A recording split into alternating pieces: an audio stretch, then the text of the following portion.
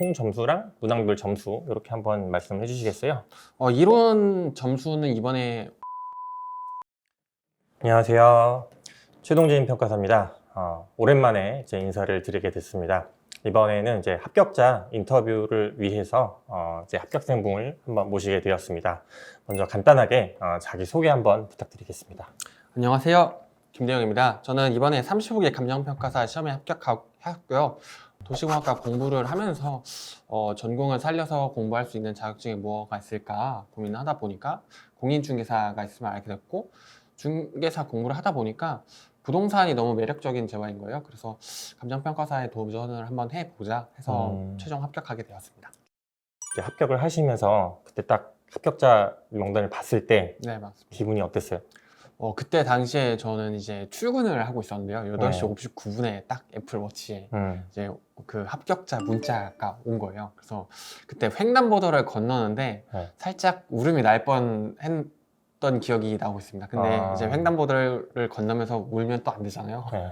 그래서 억지로 참으면서 건너왔던 기억이 있네요. 되게 감격스러웠습니다. 일단 다시 한번 이제 축하드리고요. 감사합니다. 자, 그러면 이제 이번에 이론 시험 점수에 대해서 한번 문항별로 이제 총 점수랑 문항별 점수 이렇게 한번 말씀해 주시겠어요?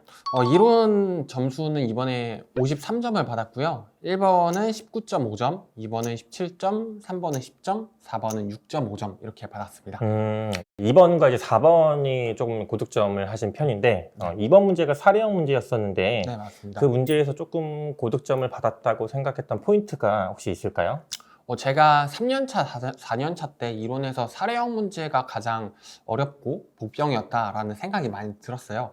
근데 가장 어렵다고 생각한 부분에서 계속 불합격의 고배를 마시다 보니까 평가사님께서 계속 강조를 많이 해주셨잖아요. 사례형 문제는 시간을 많이 투자를 해서 분석을 해도 괜찮다라고 말씀을 하셔서 문제가 길어질수록 단서가 많을 것이다 라는 생각을 많이 했고 한 3번 정도 정독을 했던 것 같아요. 그래서 한 5분 정도의 문제 분석 시간을 가졌고, 그러다 보니까 출제자의 의도가 무엇일까 이제 많이 고민을 했는데요. 출제자의 의도를 정확하게 파악을 하고 나니까 목차 구성을 좀 더 용이하게 가져갈 수 있었던 것 같습니다. 그래서 사례형 문제를 많이 풀어보고 시간 할애를 많이 했었던 기억이 있는 것 같아요. 그러면 원래 이제 기본적인 이론 공부는 어떻게 하셨어요?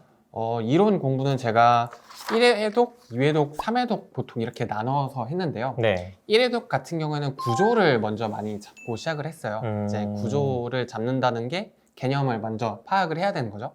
네, 그 과정에서 일단은 감정평가에 관한 규칙, 감칙이라고 하죠. 감칙, 실무기준, 감평법 이 순서로 먼저 감정평가 이론 공부를 시작을 했는데, 네.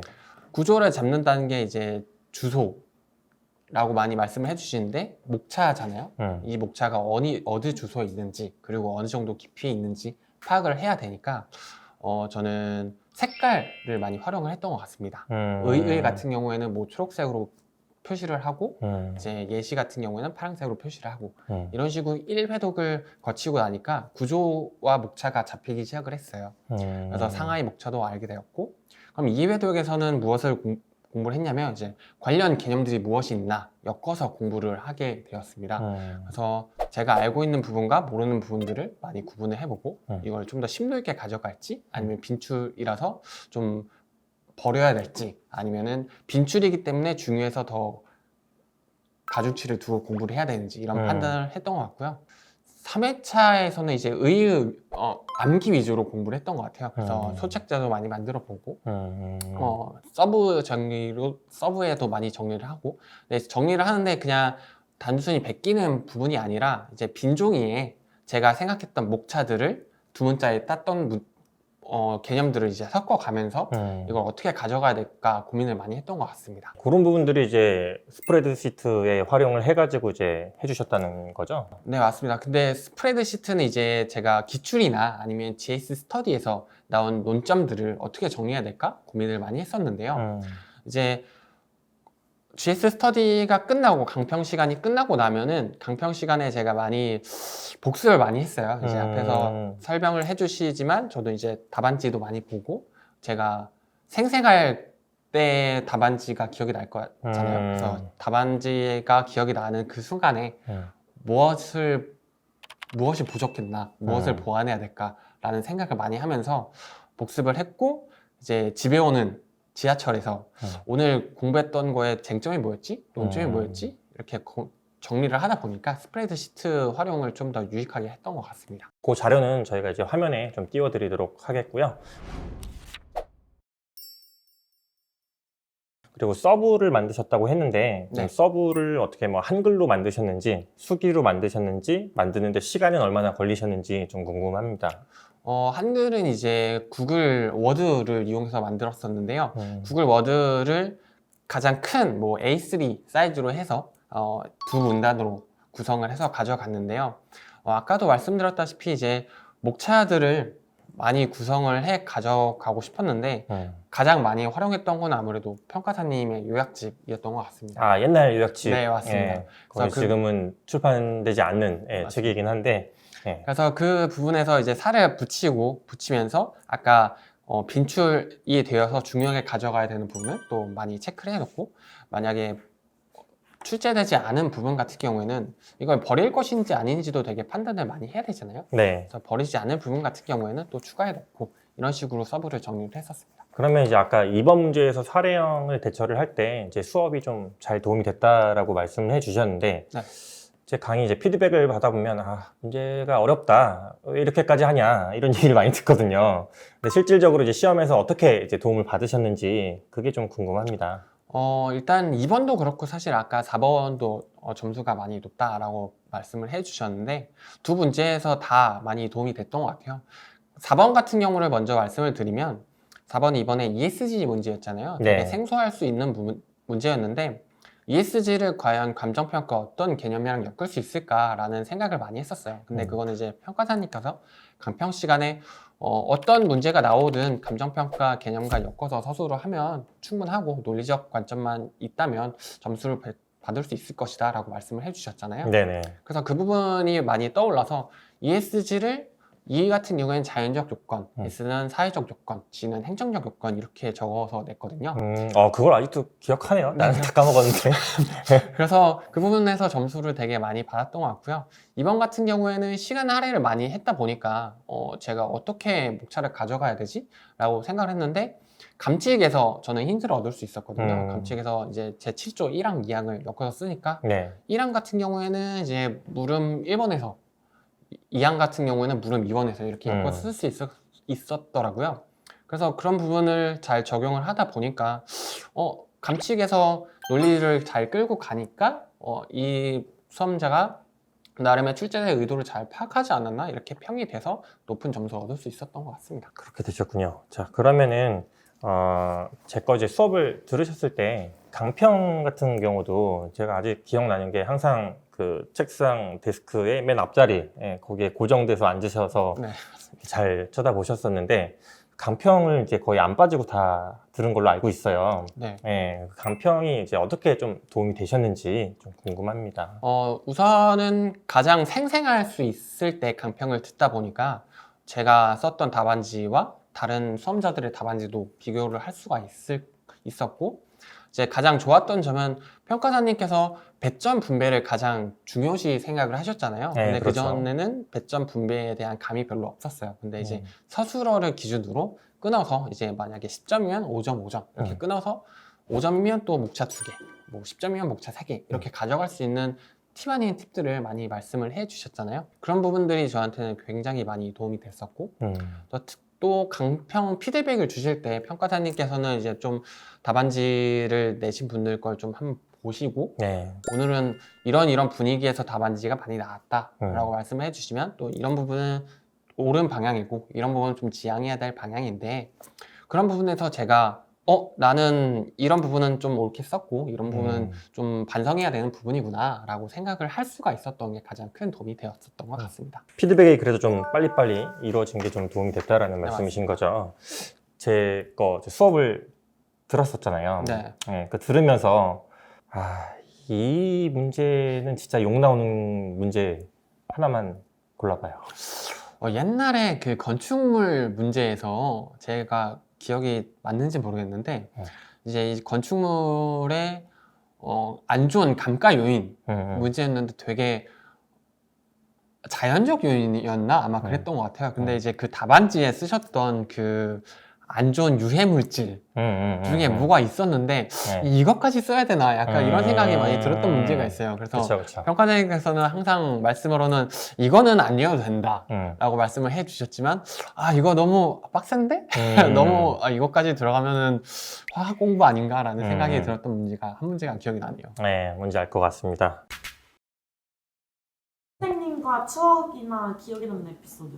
별로 없을 것 같아서 안 물어봤는데.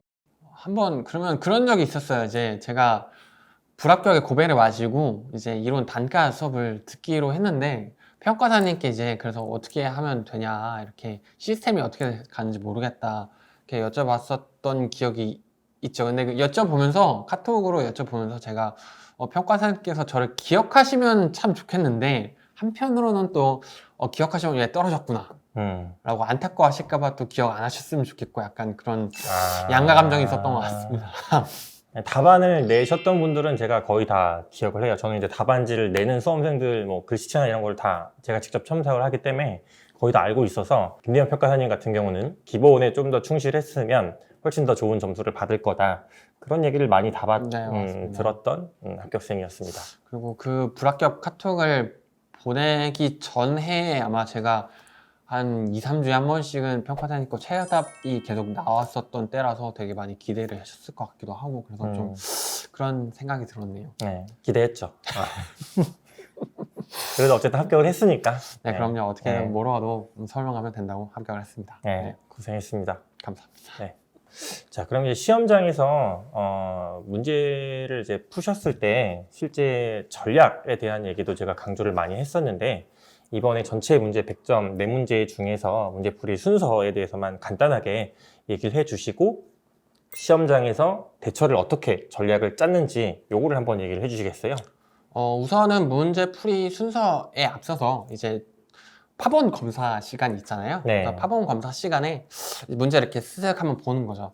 그래서 문제가 기본형 문제인지 사례형 문제인지 브리스타인지를 먼저 판단을 해야 될 것 같았습니다. 네. 그래서 먼저 문제를 어떤 감으로 접근을 하는지 파악을 하고 제가 자신 있는 부분이 뭔가를 먼저 파악을 하는 게 가장 중요하다고 생각이 들었고요.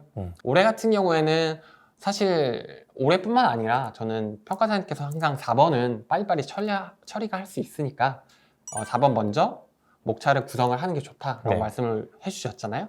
그래서 파본 검사 시간에 4번을 보고 잠깐 또 잠시 쉬는 시간 있잖아요. 파본 검사를 하고 시험지를 덮고 그때 4번의 목차를 잡기 시작을 했죠. 머릿속으로. 그래서 빠르게 처리를 해서 4번은 또 좋은 점수를 얻을 수 있었고 그럼 1, 2, 3번이 각각 1번은 기본형 문제 2번은 사례형 문제 3번은 사실 브리타였잖아요. 그렇죠.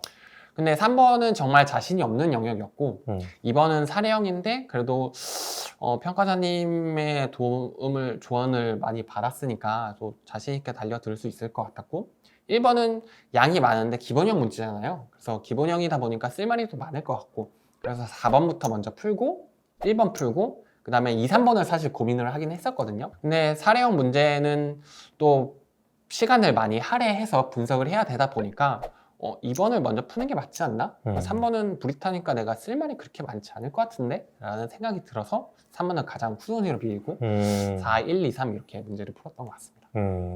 제가 평소에 이제 대처하는 방법에 대해서도 강조를 많이 했었는데 그거를 그래도 잘 응용을 많이 하신 것 같아요. 다시 한번 이제 합격을 축하드리면서 마지막으로 이제 수험을 다시 하셔야 되는 분들한테 좀 조언을 한번 드리자면 어떤 말씀을 해주고 싶으신가요? 두 번째 시험을 볼 때는 실무 1점 차로 떨어져서 되게 안타까웠었는데 네. 그 다음으로는 실력이 굉장히 많이 쌓이고 있음에도 불구하고 합격점이랑 조금씩 이렇게 멀어지는 느낌이 있었던 것 같아요. 근데 그런 부분에서 느꼈던 게 이 시험은 되게 나의 노력이 충분하다면 언젠가 기회가 오는 시험이구나. 그래서 운도 굉장히 많이 작용하는 시험이다 보니까 만약에 불합격이라는 고배를 마시더라도 이게 나의 인생에 막 엄청 나쁘게 다가온다거나 아니면 나의 가치가 절하되지는 않는다는 거를 염두에 두시면서 꾸준히 끝까지 정진하시면 언젠가 또 합격을 하실 수 있을 거라고 저는 생각하고 있습니다. 네, 지금 이제 수험을 준비하시는 분들한테 좋은 용기를 얻는 말이었으면 좋겠습니다. 자, 그래서 오늘은 이렇게 인터뷰를 마치도록 하겠습니다. 감사합니다. 제가 처음에 딱 연수는 사실 뭐 별로 의미가 없을 것 같고, 연수 끝나고 나서 술자리에 선 느낌이 어땠어요? 사람들이 너무 다 잘 놀고 네. 너무 재밌고 말도 너무 다 잘하고 이 자격증을 도전하시는 분들 다 이유가 있지 않나. 다들 너무 재밌고 사회적으로 활발하신 분들이다 보니까 또 적성에 맞게 준비하시고 합격을 하셔도 너무 다행이고 서로 합격하고 축하하는 자리가 되다 보니까 너무 다 좋고 그랬던 것 같습니다. 모임도 막 많이 생겼다고 그랬는데 아까 뭐 MBTI 뭐 이런 네, MBTI 모임? 오늘까지 생겼는데 네. 저도 한번 방장을 도전을 해봐야 되지 않나. 방장을 한다고? 그런 성격 아닌 줄 알았는데 일단 알겠습니다. 네, 감사합니다. 네.